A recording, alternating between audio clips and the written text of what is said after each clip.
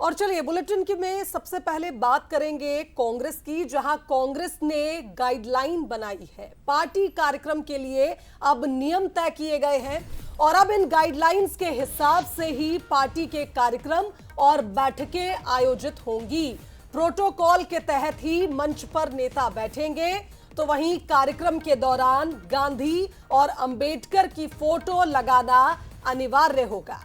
तो बता दें आपको कि जिला प्रदेश स्तर कार्यक्रम की अलग अलग गाइडलाइंस जो तय कर दी गई है। राष्ट्रीय स्तर कार्यक्रम की भी गाइडलाइन बनाई गई है। गाइडलाइन को दिल्ली से मंजूरी भी मिल चुकी है। दरअसल पिछले दिनों एक घटनाक्रम जो सामने आया था भोपाल में, जब प्रदर्शन के दौरान मंच बना था और उस मंच पर बड़ी संख्या में कार्यकर्ता एकत्रित हो गए थे, जिसके कारण मंच टूट गया था और एक दो कार्यकर्ताओं को चोट भी आई थी, वो घायल हुए थे। जिसके बाद पार्टी ने इस मामले को बेहद गंभीरता से लिया और अब एक लक्ष्मण रेखा जो है कांग्रेस की वो तय हो चुकी है और उस लक्ष्मण रेखा को अब पार नहीं करना है। तो पार्टी कार्यक्रम के लिए जो नियम तय हुए हैं उसकी जानकारी आपको देते हैं। महात्मा गांधी और डॉक्टर भीमराव अंबेडकर की फोटो लगाना अनिवार्य होगा। सूत की माला से स्वागत किया जाएगा। वरिष्ठ नेता से शुरू होकर कनिष्ठता के क्रम में स्वागत की कड़ी होगी। स्वागत में भी रोटेशन पद्धति ही अपनाई जाएगी। स्थानीय पदाधिकारियों से स्वागत कराया जाएगा। तो कार्यक्रम का शुभारंभ वंदे मातरम के गायन से होगा। कार्यक्रम के समापन में जन गण मन अनिवार्य कर दिया गया है।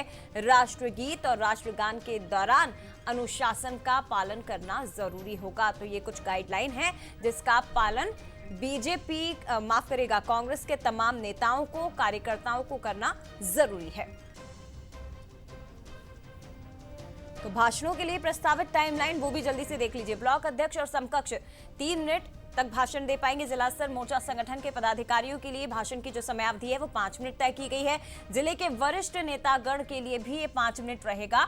जिला अध्यक्ष, प्रभारी, सह प्रभारी के लिए 7 से 8 मिनट का समय तय हुआ है और संगठन मंत्री और समकक्ष के लिए भी 7 से 8 मिनट का समय भाषण के। इधर प्रदेश पदाधिकरण और पीसीसी आईसीसी डेलीगेट्स के लिए 7 से 8 मिनट का समय तय हुआ है। भाषण के लिए विशिष्ट अतिथि को 10 मिनट दिए जाएंगे।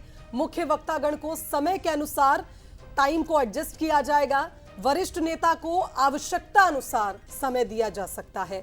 तो कुल मिलाकर यह कहा जाए कि भाषणों में कितना टाइम इस्तेमाल होगा, प्रस्तावित टाइमलाइन की जानकारी भी पार्टी के तमाम कार्यकर्ता नेताओं को दे दी गई है। साथ ही यह भी बता दिया गया है कि अगर कोई कार्यक्रम आयोजित होता है तो उन कार्यक्रमों में किस तरह की गाइडलाइन का पालन करना होगा।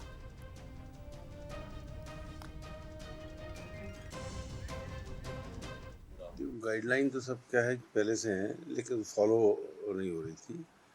तो अब जीतू पटवारी जी ने और चौधरी जी जो प्रभारी हैं उनने पिछले किसान कांग्रेस के धरने प्रदर्शन में जो मंच छूटा, कई वरिष्ठ कांग्रेसी उसमें घायल हुए, इसलिए इस प्रोटोकॉल को मेंटेन किया जाएगा। चाहे वो मंच पर बैठने का मामला हो, चाहे वहाँ पर स्पीचेस देने का मामला हो, भाषण देने का मामला हो, इन सब चीज़ों में जो गाइडलाइन बनी है निश्चित तौर पर फॉलो होना चाहिए और ये गाइडलाइन सब पुरानी है।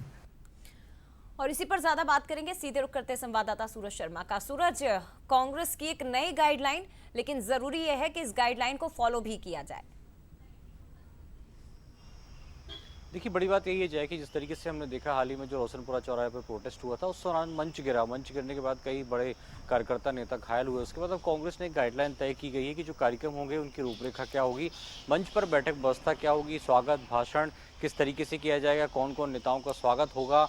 और सबसे बड़ी बात यह है कि अब प्रोटोकॉल तय कर दिया गया कि यदि प्रदेश स्तर का कार्यक्रम है तो प्रदेश स्तर के नेता ही मंच पर बैठेंगे। जिला स्तर का कार्यक्रम है तो जिला अध्यक्ष हो गए, विधायक हो गए, पूर्व सांसद हो गए या जो प्रदेश अध्यक्ष हैं, यानी प्रोटोकॉल के हिसाब से उस जिले का या संभाग के जो बड़े पदाधिकारी हैं सिर्फ वो ही मंच पर बैठ पाएंगे।